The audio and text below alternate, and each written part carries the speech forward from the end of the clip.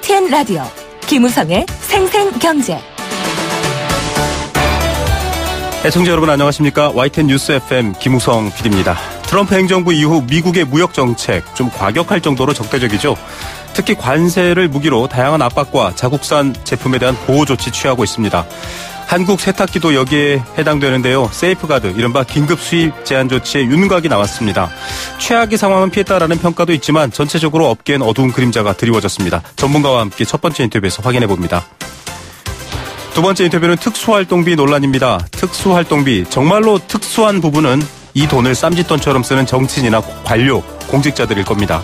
영수증도 필요 없는 이런 돈, 쌈짓돈이라고 한다면 납세 의무를 다하고 있는 서민들에겐 정말 큰 배신이자 실망을 주는 행위 아닐까요? 납세자연맹이 특수활동비를 아예 폐지하자라는 서명운동에 돌입했습니다. 정보 공개도 요구하고 다양한 이야기들 계속하고 있는 상황인데요. 김선택 회장 연결해서 이야기 들어봅니다. 경제수사대, 오늘은 납치빙자형 보이스피싱 사례와 실제 범인 목소리까지 들려드립니다. 2017년 11월 22일 수요일 김우성의 생생경제 지금 출발합니다.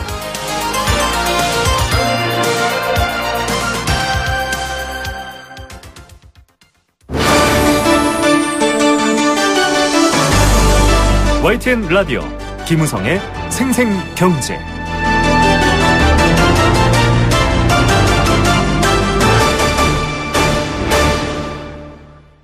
네, 첫 번째 생생 인터뷰 보내드리겠습니다. 미국 국제무역위원회가 수입산 세탁기에 적용할 수입 제한 조치 권고안을 발표했습니다. 세이프가드, 이렇게 알려졌던 뉴스들인데요. 드디어 좀 구체적인 모양이 나온 겁니다. 저율 관세 할당은 120만 대고요. 이걸 넘어서게 되면 또 높은 관세를 부과한다, 이런 내용입니다. 당장 삼성이나 LG 같은 국내 업체들은 지금 걱정에 쌓여 있습니다. 트럼프 대통령이 최종 결정을 해야 되겠지만 이 IST의 권고안이 시행될 경우 업계 어떻게 대책을 세워야 할까요? 또 우리 정부는 어떤 대응을 세워야 할까요? 이 무역을 두고서 미국과 여러 가지 걱정거리가 많아졌는데요. 대책 좀 알아보겠습니다. 전문가 연결하겠습니다. 광운대 국제통상학부 심상열 교수입니다. 교수님 안녕하십니까? 네, 안녕하세요. 예, 세이프가드 관련해서 보도는 많이 나왔는데 이제 권고안 내용 좀 구체적인 게 발표가 됐습니다. 어떤 내용들 좀 눈에 들어오시던가요? 네, 미국의 국제무역위원회 ITC가 미국으로 수입되는 세탁기 120만 대를 초과하는 물량에 대해서 관세 50%를 부과하는 긴급 수입 제한 조치인 세이프가드 권고안을 발표한 것이 큰 내용입니다. 네네. 여기는 이 완제품뿐만 아니라 네. 특정 부품 5만 개 이상 수입에 대해서는 역시 50%의 관세를 부과하는 이런 안도 포함됐다는 것이 큰 문제가 되는 것이죠. 네. 자, 완제품뿐만 아니라 부품까지, 이거 좀 굉장히 압박을 받을 수밖에 없는데, 사실상 한국 제품, 즉 삼성, LG 세탁기를 겨냥했다, 이런 말이 나오더라고요. 이 관세, 초과분에 대한 관세 부과 같은 경우도 지금 좀 걱정거리인데, 이게 또 최악은 아니다, 이런 평가도 나오고요. 좀 문제의 심각성 저희가 어떻게 받아들이면 될까요? 그렇습니다. 당초 이러한 ITC의 세이프가드 권고안은 우리 기업들이 제시한 145만 대를 크게 밑도는 수치입니다. 네.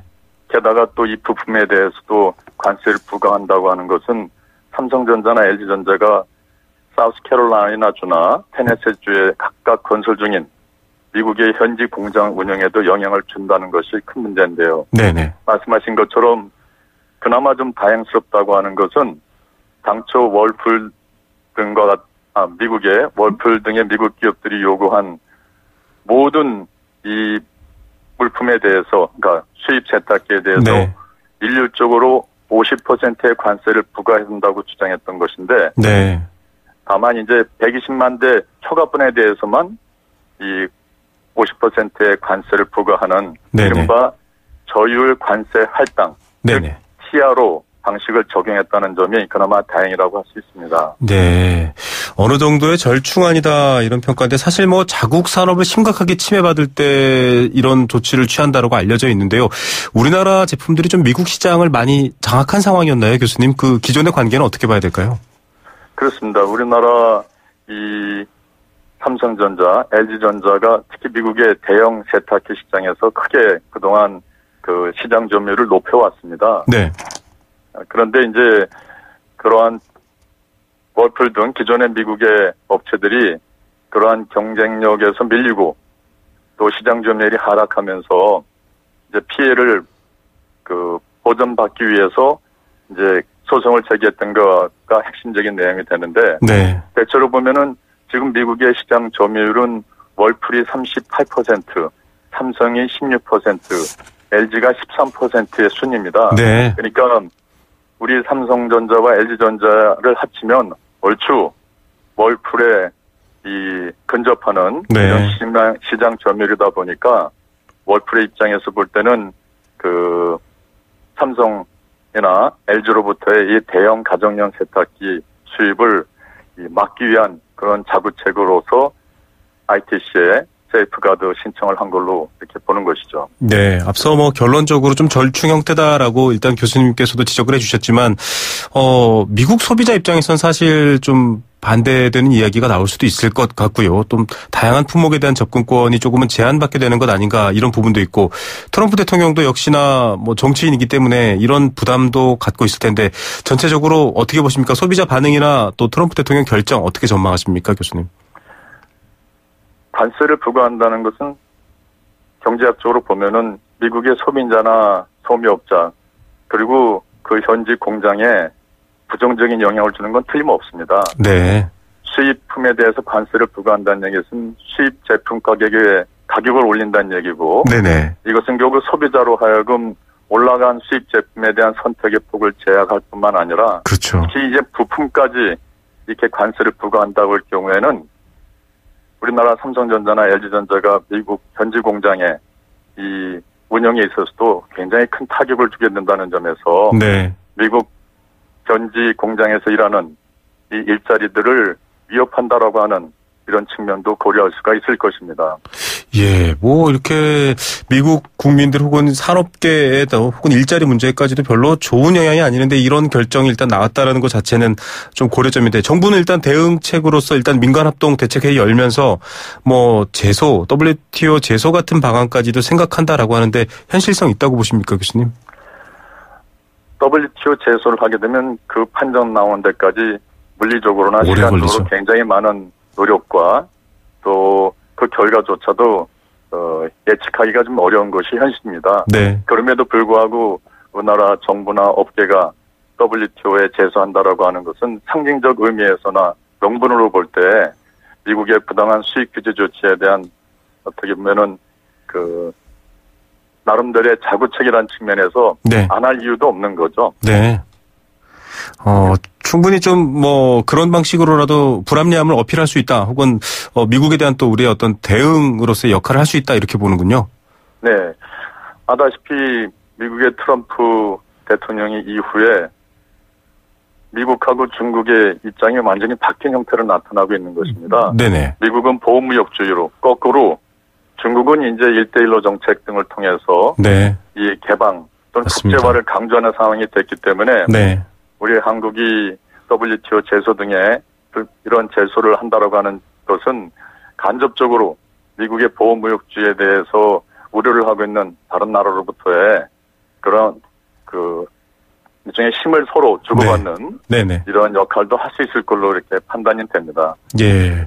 장벽을 세워나가고 있는 트럼프 대통령 행정부의 행보에 좀, 반대되는 어떤, 뭐랄까요, 제동의 역할을 할 수 있다. 또 그런 분위기가 조성돼 있다. 이런 상황인데, 앞서도 교수님께서 지적해 주셨지만 삼성과 LG도 사실 미국에도 지금 가전 공장 건립 지금 중인데 사실 공장 철수 이야기도 나올 수 있는 상황이지 않습니까? 굉장히 좀 이 미국 행정부의 조치, 이 무역위원회 조치에 대해서 좀 불만이 많은 상황인데 그래도 오히려 건립을 좀 서둘러서 피해를 줄여보겠다 이런 이야기도 나오더라고요. 좀 이 미국 현지 공장을 두고서는 어떤 평가를 내려야 될까요? 제 개인적으로는 글로벌 기업이 다른 나라의 공장을 건설한다고 할 때는 네. 내부적으로 상당한 그 검토와 또 현지 여건을 감안한 그런 중대한 결정이었다고 볼 수 있습니다. 네. 지금 우리가 아직 미국의 트럼프 대통령이 최종 이 세이프 건의안에 대해서 판정하지 않았지만 네네. 이러한 움직임에 대해서 그 판정 나기 전까지 어찌됐든 피해를 최소화 줄이기 위해서는 이미 건설을 막바지 단계에 들어 생산을 할 수 있는 이 입장에서 포기하기보다는 네. 오히려 빨리 가동을 해서 피해를 최소한으로 줄이고 그리고 이 관세 부과에 따른 그런 후속 조치에 대한 대응 방안을 모색하는 적극적인 전략이 저는 오히려 더 필요할 거라고 봅니다. 네. 자, 오히려 적극적으로 이 추진되고 있던 사업들의 가속도를 붙여서 좀 협상력을 높일 필요도 맞는 말인 것 같습니다. 이 세탁기 외에도 지금 사실은 뭐 기존에 논의가 되었던 철강뿐만 아니라 이 미국 측의 무역 견제 좀 심화되고 있습니다. 뭐 태양광 관련 제품들, 반도체, PET 수지 이런 것들까지 지금 세이프가드 얘기가 나오고 있거든요. 교수님, 미국 정부가 더 확대할까요? 전선을 어떻게 보십니까? 당연히 확대할 것입니다. 한 나라가 다른 나라 국가의 수입품에 대해서 세이프가드나 또는 관세부가 등의 이런 조치를 취한다는 것은 네. 실제로 그러한 조치를 통해서 수입이 줄어든다는 측면도 있지만 이러한 수입 규제 조치를 강화한다라고 하는 메시지를 줌으로 인해서 자율적인 수출 규제 또는 수출 제한 이런 것들을 수출국 내지 해당 수출 기업으로 하여금 자율적으로 제한하도록 하는 이런 심리적 또는 그 선제적인 그런 효과도 있다고 판단이 됩니다. 네. 그런 측면에서 자국 산업 내지 자국 기업들을 우선하는 트럼프 입장에서 볼 때는 네. 이번 가전 세탁기뿐만 아니라 다른 그런 어려움을 겪고 있는 자국 내 산업이나 기업을 돕기 위한 이런 보호무역적인 조치를 선제적인 차원에서 적극 활용할 가능성이 크다고 봅니다. 네. 자, 이 트럼프 미국 대통령의 정치적 기반이죠. 러스트벨트에 있는 제조업 관련된 사람들뿐만 아니라 이런 정치적 이유 때문에라도 좀 더 확대될 수 있다라는 우려가 커지고 있는데 일단 대응이 걱정입니다. 지금 한미 FTA도 재협상 테이블에 올라가고 있는 상황인데 미국이 이렇게까지 좀 벽도 높게 세우고 압박도 거세게 하고 있는데 어떤 원칙 혹은 어떤 기조로 대응을 해야 될까요, 교수님? 비가 올 때는 피하거나 또는 우산을 준비해야 되는 게 당연한 거 아니겠습니까? 네. 근데 저희로서는 지금 보호무역절은 비가 내리고 있는 상황인데 저희가 협상력이 있어서 네. 우산과 같은 다른 그 대응력을 갖고 대처할 수 있으면 좋은데 현실적으로 중국과 같은 그러한 협상력을 저희가 갖지 못한 상황에서는 네. 비를 피하거나 또는 이제 비를 일부 맞을 수밖에 없는 게 현실이라고 생각이 듭니다. 네. 그래서 그 FTA 이런 재협상 이런 부분에 있어서도 당초 저희가 좀 강경하게 원칙에 입각해서 그 협상에 임하려고 했지만 네. 뭐 폐기 얘기까지 나오는 상황에서는 네네. 저희가 물러설 수밖에 없는 게 그 협상력이 약한 우리의 입장에 보고 네. 입장일 수밖에 없기 때문에 그런 측면에서 별다른 원칙보다는 그 최소한의 요구를 수행해 나가는 그래서 더 큰 그 보복 조치나 이런 것들을 그 예방해 나가는 그런 조심스럽지만 다소 좀 요구를 수용하는 형태 그런 모습이 현실적인 대안이 아닌가 이런 생각이 듭니다. 네, 사실상 현실적인 약자라면 좀 약자의 전략에 맞게끔 좀 달래가면서 좀 수용해가면서 실리를 찾아야 된다. 예, 이런 측면에도 고려도 해야겠군요. 교수님 오늘 말씀 감사드립니다. 네, 고맙습니다. 네, 광운대학교 국제통상학부 심상열 교수였습니다. YTN 라디오 김우성의 생생경제. 네, YTN 라디오 생생경제 애청자 여러분들께 문을 열어두고 있습니다. 언제든 의견 그리고 생각들 함께 들어오셔서 나눠주시면요. 방송 듣는 모든 분들과 함께 하겠습니다. 단문 50원, 장문 100원의 정보 이용료 부과되는 샵 0945번 문자 메시지로 참여하시면 바로 읽어드리고요. 스마트폰 애플리케이션 예스로도 참여할 수 있습니다. 참여해주시면 추첨을 통해서 도심 속 꿈의 놀이터 일산 원마운트 워터파크 스노파크 이용권 선물로 보내드립니다.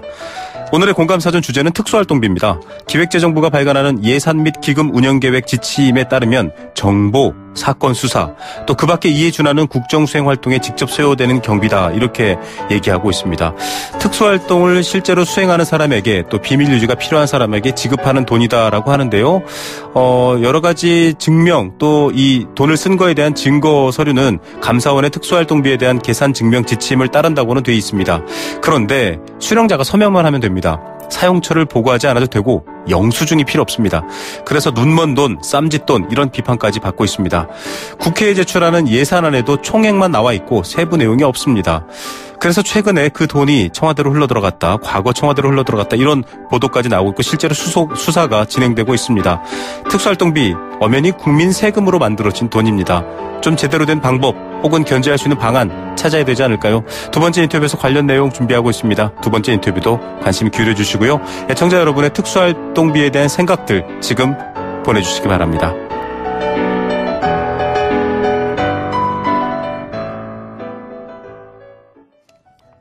네, 생생경제 일부 포스코와 함께했습니다. 캠페인 한 개 듣고요. 이 시각 주요 경제 뉴스들 정리해드리겠습니다.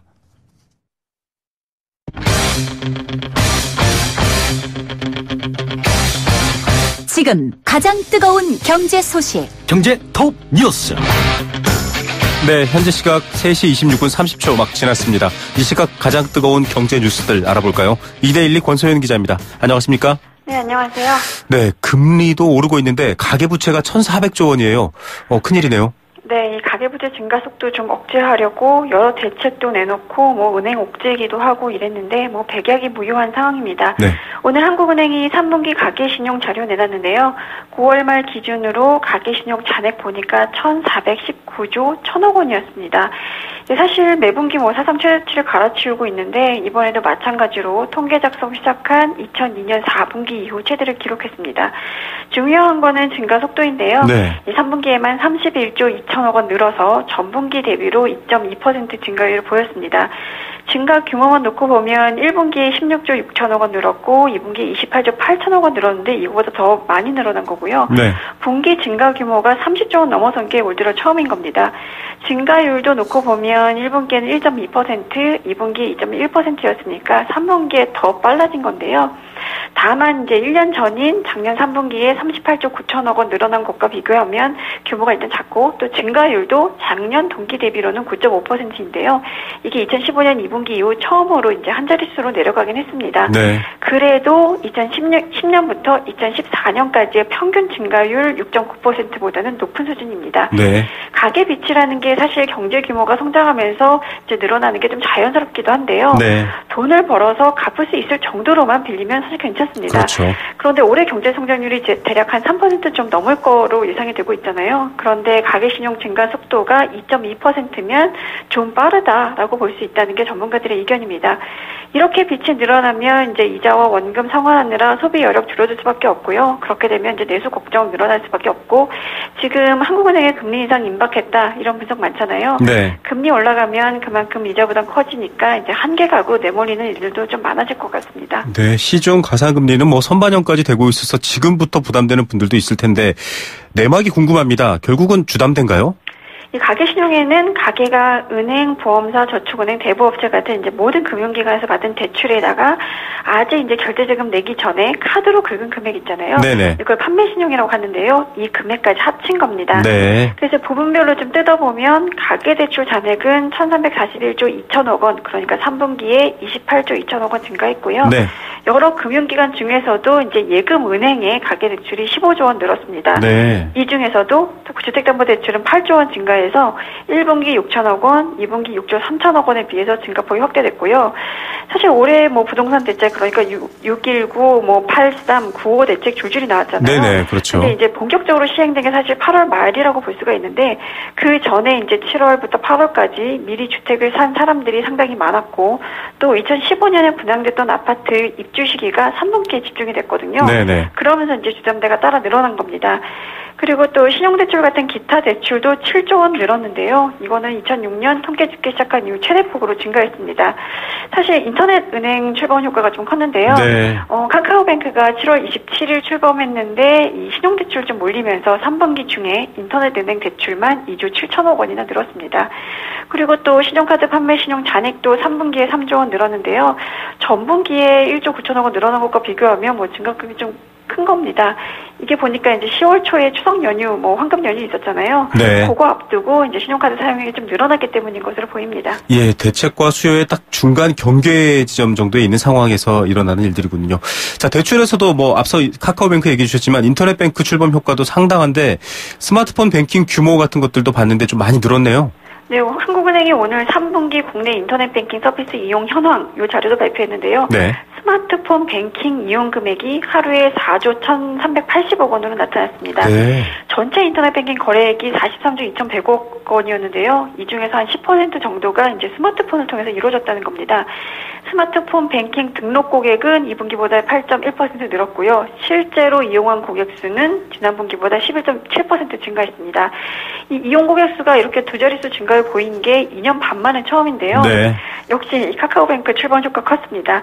국내 1호 인터넷 전문은행이 K뱅크잖아요. 이제 K뱅크는 사실 PC로도 할 수 있고 스마트폰으로도 되는데 카카오뱅크는 아예 PC 없이 스마트폰으로만 거래를 할 수 있도록 했거든요. 네. 카카오뱅크에서 이제 계좌 틀고 거래하고 이러면서 이 스마트폰 뱅킹 관련 실적 크게 늘어난 건데요.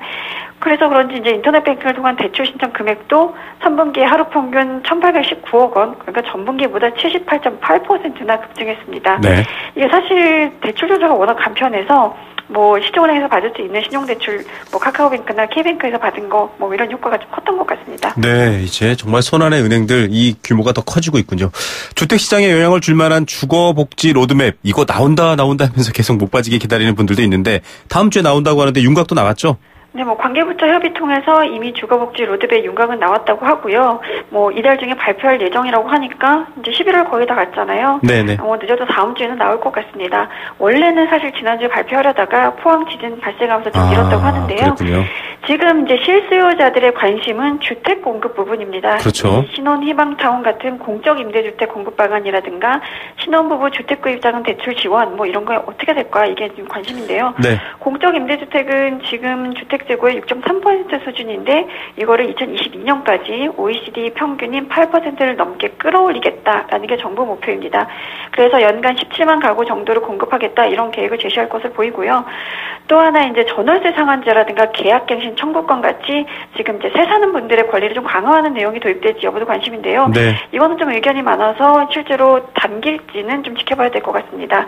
그리고 또 이제 다주택자들의 가장 큰 관심은 임대사업자 등록할 때 어떤 혜택을 줄 것인가인데요. 네. 지금 임대소득을 올리고 있는 다주택자 중에서 임대사업자로 등록한 비율은 10%대에 불과하거든요. 네. 사실 등록하면 임대소득에 대한 소득세를 내야 되고 또 소득이 노출이 되니까 건강보험료 부담이 늘어나는 그런 좀 문제가 있습니다. 네. 그래서 이제 건강보험료 인하라든가 양도소득세 감면 같은 유도책이 들어갈지 주목되는데 그동안 이제 공시가격 6억 원 초과주택에 대해서는 이런 이제 세 혜택이 없었는데 네. 이번 안에는 임대주택을 등록할 경우에 세제 혜택을 좀 주고 건강보험료 부담도 일정 부분 감면해주는 방안 뭐 들어갈 것으로 보입니다. 네, 자 어떤 당근이 어떤 또 채찍을 수긍하게 할지 좀 지켜봐야겠네요. 오늘의 탑뉴스는 어떤 것 고르시겠습니까? 아무래도 이제 가계비 1,400조 돌파 들을 수밖에 없을 텐데요. 네. 규모도 규모지만 늘어나는 속도가 좀 더 걱정입니다.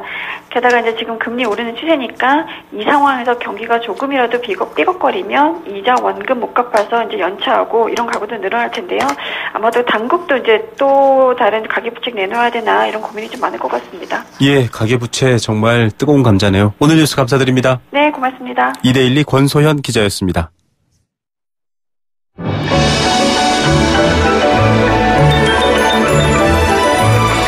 오늘의 경제를 들여다보는 시원한 창.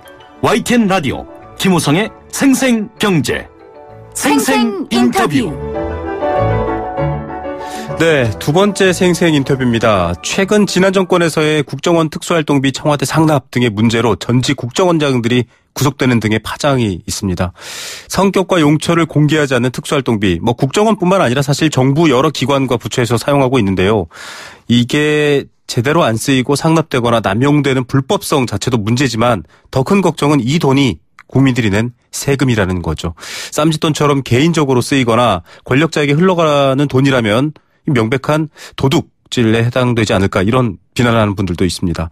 수사가 진행 중이긴 하지만 더 엄격하게 직접 세금을 내고 있는 국민들이 목소리를 내야 된다 이런 이야기까지 나오고 있고요. 실제로 관심들이 모아지고 있습니다.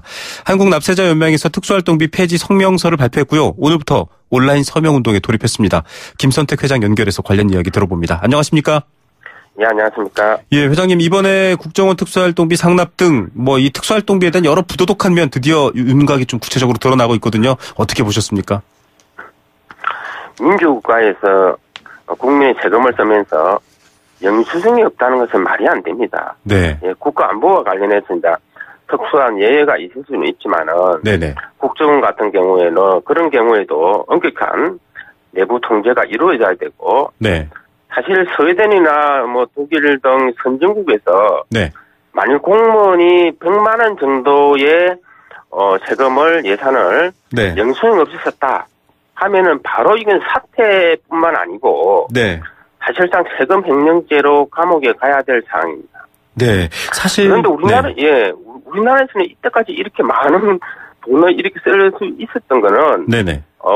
한국에서 민주주의 역사가 짧다 보니까 네. 고위공직자들이 국민 세금을 뭐 이렇게 마음대로 쓸 수 있는 특권을 가진 사람이 고위공직자다. 네. 이런 어떤 국민 위에서 군림하는 어떤 생각들을 가지고 있기 때문에 그렇습니다. 세금을 쓴 게 미흡하다 혹은 뭐 증빙이 미흡했다의 문제가 아니라 지금 김선택 회장이 지적하신 특권이란 말이 정말 비판받아야 될 핵심인 것 같은데 앞서 외국 사례 드셨지만은 심지어는 총리 후보가 이런 경우에는 뭐 영수증 그러니까 증빙이 미비해서 사퇴하기도 했죠. 예, 그렇습니다. 뭐 스웨덴 같은 경우는 총리 후보자가 초콜릿을 네. 한 30만 원을 뭐 세금 카드로 사용했다는 의혹으로 사퇴를 했고 네. 뭐 독일 같은 경우에는 뭐 항공권 마일리지를 네. 가족이 사용하도록 해서 국회의원이 사퇴했습니다. 그리고 대통령이 뭐 시중 이자율보다 싼 한 1% 정도 이자율을 네. 빌렸다 해서 대통령이 사실을 사퇴를 했죠. 예. 그런 나라인데 우리나라의 피땀인 그 세금을 영수증 없이 이렇게 수천억을 사용하고도 감옥에 가지 않는 나라가 네. 사실 선진국에 없습니다. 자, 이 정치적 수준 환경의 미비한 점이 결국 이렇게 나타난다. 뭐 해외 사례랑 비교해보면 그렇게 판단할 수도 있는데 국정원뿐만 아니라 보니까 뭐 대법원까지 다양한 기관이 특수활동비 쓰고 있더라고요. 규모나 사용 내역 좀 파악하신 부분들 있나요? 예, 올해 예산이 전체적으로 한 8,900억 정도 됩니다. 특수활동비가요? 국가정보원이 한 4,900억 되고 네. 기타 다른 부처들이 한 4천억 정도 되는데 거기다 네. 예를 들면 뭐 우리가 대법원도 있고 네. 국회가 82억, 네. 감사원도 39억. 예, 사실 힘 있는 부처들은 다 있다 이렇게 보시면 되겠습니다. 그러네요. 힘 있는 좀 이른바 권력기관들이 갖고 있군요. 예, 그렇습니다. 어떤 면에서는 감사원 같은 경우는 이제 국민 세금 낭비를 감시해야 되는 데이지 않습니까? 네. 그런데 그런 감사원까지도 이제 이렇게 특수활동비를 쓴다는 것은 사실상 이게 뭐 범죄자를 잡아야 되는데 오히려 같이 범죄를 저지르고 있는 네. 그런 행국이기 때문에 정말로 이 부끄러운 그런 나라다 이렇게 보시면 되겠습니다. 예. 청와대는 어떻습니까? 청와대도 특수활동비가 있나요? 예, 청와대는 지금 현재 232억이 정도 있고 네. 굉장히 큰 금액이죠. 네네. 사실 저는 개인적으로 보면은 이 청와대에서 영수증 없는 돈이 어디다 필요하냐. 네. 저는 이해가 잘 안 됩니다. 네. 예를 들면 청와대가 사실 특수활동비를 축소하기는 했지만은 네네. 이번 기회에 청와대나 어떤 국회부터 네. 이 특수활동비를 폐지를 해서 국민 세금이 낭비되지 않는 네. 그런 국가를 만들어야 되고 국가가 국민들한테 성실하게 세금 내라고 지금 이야기를 하지 않습니까? 그렇죠. 그런 전제 조건이 국민이 낸 세금이 낭비되지 않는다. 영수증을 첨부해야 된다. 아주 기초적인 기본입니다. 네. 이거가 되지 않고 국민한테 세금 성실 내세요. 이건 사실 어불성설이다 이렇게 봅니다. 아니 지금 이 납세자 연맹에서 뭐 청와대뿐만 아니라 지금 국가기관들의 이 특수활동비 내역 공개하라라고 요구했지 않습니까? 어떻게 됐습니까? 예, 저희가 사실 전 18개 부처에다가 다 정보 공개 청구했지만은 네. 구체적인 정보를 공개하지 않았습니다. 대법원은 기존의 대법원 판례에 의해서 네. 특수활동비가 언제 얼마를 누가 가져갔는지에 대해서 네네. 공개하라고 이미 대법원 판례가 있지만은 네. 우리나라 행정기관들이 대법원 판례를 무시하면서 네. 계속 사실 특권을 유지하려고 네. 어떤 보면 마지막 발악을 하고 있다 이렇게 보면 됩니다. 2004년 대법원 파까지 무시해가면서 정보 공개도 안 하고 있다. 참 궁금하네요. 그 돈 국민들이 낸 돈인데요. 그러면 지금 현재로서는 특수활동비에 대한 점검, 모니터링 같은 것들은 아직도 안 되고 있다 이렇게 봐야 되나요? 지금 사실 감사원이 그 기능을 해야 되는데 아, 네. 감사원이 지금 자기 자신이 39억이라는 특수활동비를 네. 쓰고 있다는 거죠. 감사원이 네네. 무슨 대외 공작을 하는 것도 아니고 네. 영수증 없는 예산이 필요하지 않죠. 네. 그러다 보니까 전혀 관리 감독이 되지 않고 감사원 우리가 그 지침에 의하면은 네. 특수활동비를 특별한 경우에는 네. 영수증을 첨부하지 않고 네. 그냥 사인만 해서 네. 현금으로 쓸 수 있도록 되어 있습니다. 아, 현금으로. 그래서 사실 그래서 우리 일반 사기업들은 3만 원 이상의 비용을 지출하면은 네네. 세금 계산서나 현금 영수증 등 네. 적격 영수증을 우리가 첨부를 해야 되고 그렇죠. 첨부를 하지 않으면 가산세를 묻습니다. 네. 그런데 오히려 국가가 현금으로 쓰면서 탈세를 방조하고 네. 국민들한테는 성실하게 세금 내라. 네. 이건 완전히 이거는 정말로 부도덕하다. 이게 생각합니다. 법 위에 있네요. 지금 그렇죠. 앞서 말씀하신 것처럼 이 용처를 명확하게 하려면 기업들은 가산세를 내야 될 정도인데 정작 국가는 이 법 위에서 쓰고 있는 돈인데 궁금한 게 있습니다. 뭐 첩보 활동이라든가 해외 정보원 포섭 뭐 이런 긴밀 업무에 쓰이는 경우에도 사실상 증명해야 되는 것 아닌가요? 왜냐하면 이 세금의 용처를 확인할 수 있는 방법이 없으니까 이거 법적으로는 문제가 전혀 없나요? 너무 당연한 이야기죠. 국가정보원이라도 네. 세금으로 썼으면 이제 바로 공개는 안 되겠죠. 네. 안 되더라도 내부 어떤 통제에 의해서 감사원이나 여러 가지 국회나 이런 데서 사실상 우리가 그 감시를 해야 됩니다. 네. 지금처럼 4천억 이상의 특수활동비를 쓰면서 제대로 정빙도 없고 현금으로 쓰고 그리고 이게 관리 감독도 안 되면은 이거 어디 국가입니까? 네, 참 정말 이 납세자들의 입장을 대변해서 지금 말씀하신 부분이기 때문에 정말 감정적인 대응이 나올 수밖에 없을 정도로 황당한 일입니다. 국민들은 지금 세금을 정말 열심히 내고 있는 상황이기 때문에 그런데 이게 사실 뭐 어느 특정 정부의 문제가 아니지 않습니까? 현 정부도 특수활동비 일단 배정받은 상황이고 과거 참여정부에서도 사실 특수활동비 문제가 불거졌지 않습니까? 이게 왜 이렇게 반복될까요? 그러니까 물론 뭐 눈먼 돈에 대한 욕심이 생길 수도 있겠지만 근절이 안 되고 자꾸 반복되는 이유는 뭐라고 평가하십니까? 아무래도 이게 뭐 정권의 진 세력들이 네. 자기들이 특권을 누리는 거잖아요. 특권 문제로 또. 그러니까 자기가 특권을 안 놓으려고 그러는 거고. 네. 그리고 영수증도 없이 감사도 거의 받지 않는 이런 예산이 있기 때문에 네. 이거는 개인의 도덕적인 문제가 아니고 시스템의 문제다. 이런 예산이 있으면 누구라도 사적으로 사용하고 싶어서 우리가 오남용에 유혹에 넘어갈 수밖에 없는 겁니다. 네. 그래서 사실상 다른 선진국도 마찬가지고 네. 민주국가에서는 세금이 영수증을 첨부를 해야 되고 네. 그리고 감사원 감사도 받아야 되고 네. 그리고 세금을 횡령했으면 우리가 처벌을 해야 되고 네. 이렇게 돼야 되는 거죠. 자, 지금 7292님은요. 이번에 일회성으로 조사해서 괜히 정치보복 논란 듣지 말고 제대로 정말 이 뿌리부터 뽑아야 된다라고 얘기를 해주셨고요. 8106님은 오행시를 적어주셨습니다. 특수한 상황에서도 수직 상승이 아닌 수평으로 활용이 아닌 쓰기만 하는 동질감이 떨어지는 혈세 줄줄 새는 일이라면 비처럼 쏟아져 나라 곳간 비가 될 겁니다. 정말 이렇게 정말 이렇게 특수활동비 막 쓰는 것 자체부터 안 고치면 문제가 크다 이런 위기 말씀도 주셨는데 어떻습니까, 회장님? 이 정도로 문제가 되면 뭐 입법이라던가 제도 변경이라던가 뭐 이런 것들 좀 추진되고 있나요? 이거 입법 추진하고 있는 의원들도 계신가요? 지금 의원들이 이제 국회에서 요청하면은 네네. 집행 내역을 공개해야 된다라는 그런 입법을 추진하고 있지만은. 네. 사실 이게 예산 문제는 법으로 정하는 게 아니고 네. 그냥 행정부 지침에 의해서 예를 들면 행정부에서 폐지를 하면 되는 겁니다. 네. 굳이 법을 국회에서 그렇죠. 국회에서도 지금 국회가 특수활동비를 지금 82억을 지금 쓰고 있는데 네. 그걸 올해부터 우리는 안 쓰겠습니다. 네. 라고 예를 들면 결정해서 올해 예산에서 그냥 삭감하면 되는 거죠. 네. 그래서 그러지 않으면은 이거는 정말로 국민들의 어떤 저항에 부딪힐 거다 이렇게 보고 있습니다. 사실 우리 국민들이 피땀 흘려 낸 이런 세금을 공무원들이 영향도 없이 쓴다. 말도 안 이거 되는 어떻게 일이죠. 창피해서. 네. 자, 지금 제가 국회도 물어봤는데요. 앞서 김선택 회장이 얘기하셨지만 국회 82억, 국세청 54억, 감사원 39억, 대법원 3억. 지금 이 특수활동비 고쳐야 될 부처에서 다 특수활동비 쓰고 있습니다.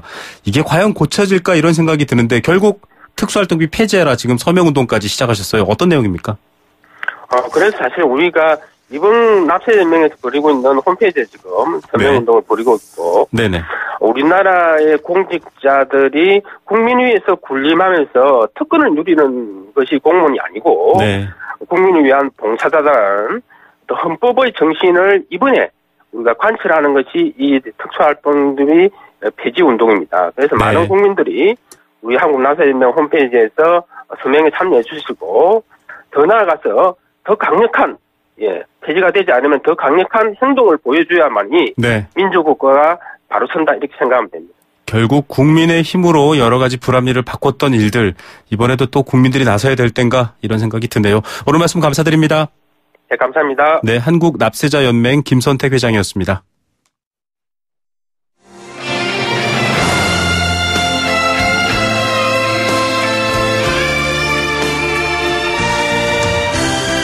YTN 라디오 김우성의 생생경제 더불어 함께 살아가는 삶 그리고 더 나은 삶을 꿈꾸는 시간 오후에 만나는 싱싱한 라디오 경제 김우성의 생생경제가 대한민국 경제를 지키는 여러분과 지금 함께하고 있습니다.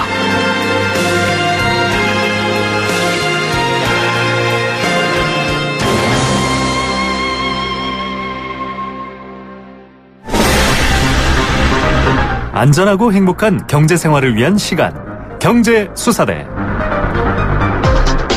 네, 경제 생활 안전한 게 가장 중요한데요. 이 안전을 수시로 노리는 범죄자들 오늘도 기승 부리고 있습니다. 그 범죄자들을 정말 압박하고 옥죄는 코너죠. 경제수사대. 오늘도 금융감독원 불법금융대응단 김범수 팀장 연결해서 이야기 들어봅니다. 안녕하십니까? 네, 안녕하십니까? 네, 자, 이 경제수사대 오랜만에 나와주셨는데요.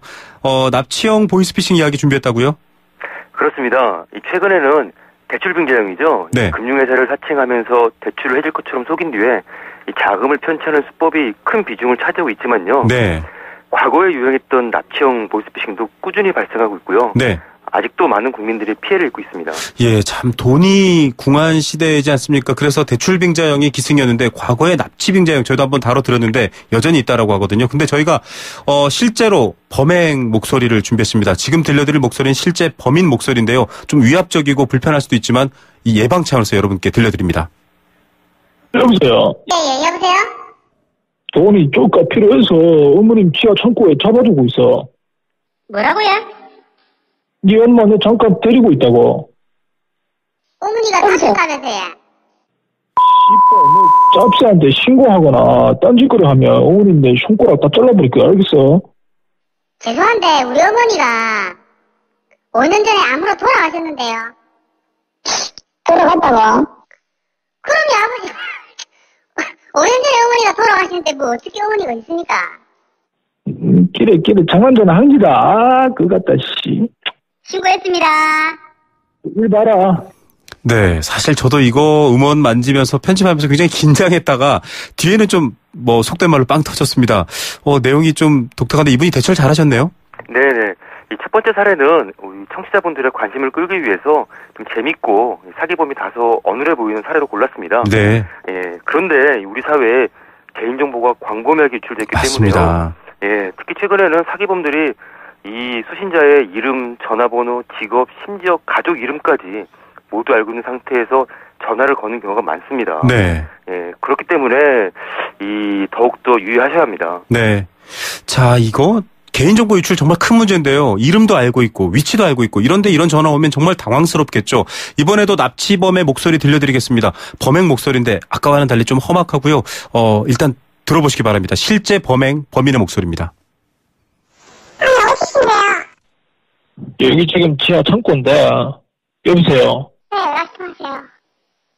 내가 며칠 전에 깜빵에서 나왔는데 돈이 쪼까 필요해서 어머님 지하 창고에 잡아두고 있어 지금. 여보세요? 씨발 전화기 끊고 경찰한테 신고하거나 딴짓거리 하면 네 엄마 내 손가락 다 잘라버릴 거야. 알겠어? 나 동철아. 여보세요? 어르신 끄고 나가. 일단 손가락 잘라버려 지금. 여보세요? 저기요. 여보세요? 내가 금방 말하면 금방 대답해. 그 어르신 그러는데 영철씨 너 81년생이라는데 맞아? 뭐라고요? 영철씨 81년생이라는데 맞아? 아니, 도대체 누구신데 그러세요? 여보세요? 너 지금 상황 파악 잘 안 되는 것 같은데 내가 어르신 네 엄마 지금 잠깐 지하 창고에 감금해가 있다고. 무슨 말인지 알겠어? 무슨 말인지 모르겠다고요, 정확하게. 이해가 안 된다고요. 영철씨 내가 지금 네, 참 이거 지금 들으신 분들 철렁 내려앉을 수가. 실제 범행 목소리입니다. 81년생 뭐 이런 얘기도 나오고요. 뭐 어머니 손가락을 자르다 정말 폐륜적인 이 범죄자들 정말 나쁜 짓인데 굉장히 무섭네요. 그렇습니다. 이 전화 받으신 분 목소리 떨리는 게 느껴지시죠? 네네. 네, 굉장히 험악하고 급박한 상황을 연출하고 있는데요. 네. 이 사기범이 교도소에서 출소한 지 얼마 안 됐다. 어머니를 지하실에 감금해두고 있다. 네. 돈을 안 주면 어머니 손가락을 자르겠다. 이제 이렇게 위급한 상황을 연출하고 있습니다. 네. 네. 이 납치 빙자의 경우에 예전에는 주로 자녀를 납치하는 내용이 많았는데요. 네. 우리 사회가 이 점점 고령화 사회로 접어들면서 홀로 계신 어르신들이 많지 않습니까? 네. 그래서 이 부모님들을 납치했다는 그런 뭐 보이스피싱도 차츰 늘어가고 있는 것 같습니다. 아, 정말 이런 말씀 드릴 때마다 정말 참 화가 나는데요. 이 범죄자 인간들, 이 사람들 이런 것까지 연구하고 있습니다. 혼자 계신 어르신들이 많으니까 딱 이런 것들을 노려서 범행을 저지르는데 정말 당황하시면 안 되고 또 대처 방법 저희가 소개해드리겠지만 일단 여러분들께 이 뭐랄까요, 예방 차원에서 이 실제 범행 목소리를 들려드리고 있습니다. 자, 이번에 좀 생각하고 싶지도 않을 텐데요. 자녀를 납치했다고 협박하는 실제 사기범의 목소리 잠시 들려드리겠습니다. 여보세요? 네, 내가 지금부터 민감한 이야기 할 거니까 사람 없는 곳에 전화 받아요. 대묻지 말고, 사람 없는 곳 가서 전화 받으라고, 아줌마. 네. 여보세요, 말씀하세요. 네, 내 경고하는데 경찰에 신고하거나 주위 사람에게 알림. 아이가 어디 있어요? 지금요? 네요. 네 애 어디 있는지도 모르나? 지금 아이가 학교 갔는데 이 전화가 와서. 아줌마 지금 옆에 누구 있어요? 지금 여기 뒷방입니다. 근데 왜 옆에 사람한테 뭐 아이가 다쳤느니 맞았다느니 왜 말해요? 아니 지금 같이 근무를 하고 있으니까. 네. 아줌마 내가 원하는 건 단순히 돈이야. 난 돈이 필요하다.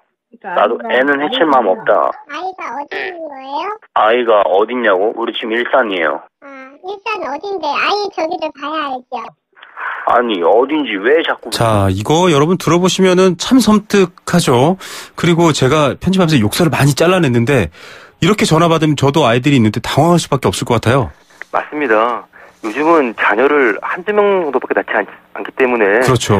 예, 맞벌이로 인해서 자녀를 낮에 혼자 두어가는 경우가 많은데요. 맞아요. 학교, 학원 뭐 이렇게 알아서들 돌잖아요. 맞습니다. 예. 사실 저도 수많은 사기범 목소리를 들어오고 있지만. 네. 저한테 만약에 제 자녀가 납치됐다는 전화를 받으면 일단은 가슴이 철렁할 것 같아요. 당황할 것 같습니다. 예. 근데 이제 지금 들려드린 목소리에서는 네. 이 전화를 받으신 어머니가 네. 처음에는 당황하고 계신 것 같지만 네. 곧바로 이제 차분하게 사기범한테 대응하고 계신데요.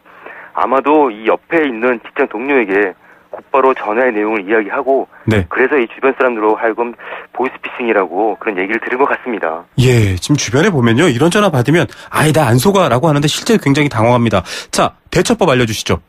네, 가족이 납치되었다는 전화를 받았을 때는 절대 당황하지 마시고요. 네. 침착하게 대응하는 게 중요합니다. 네. 절대로 사기범 요구에 따라서 바로 송금하는 일은 없어야겠고요. 네.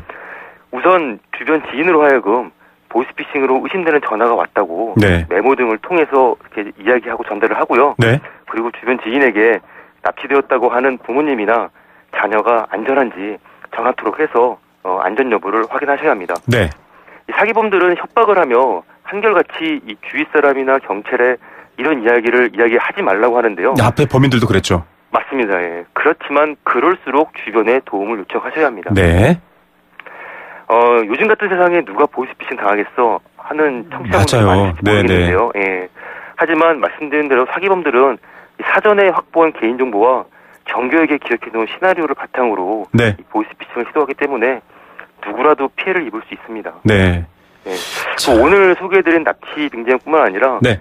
검찰, 경찰을 사칭하는 이 정보기관 사칭형, 네. 그리고 이제 대출을 해줄 것처럼 속이는 대출 빙자형, 네. 모두 일단은 전화를 끊고 정확한 사실관계를 먼저 확인하시는 게 중요합니다. 네, 자, 당황스러우시겠지만 전화를 끊고 지금 급합니다. 다시 전화 주세요라고 끊고 확인을 하시고 주변 분에게 도움을 취하십시오.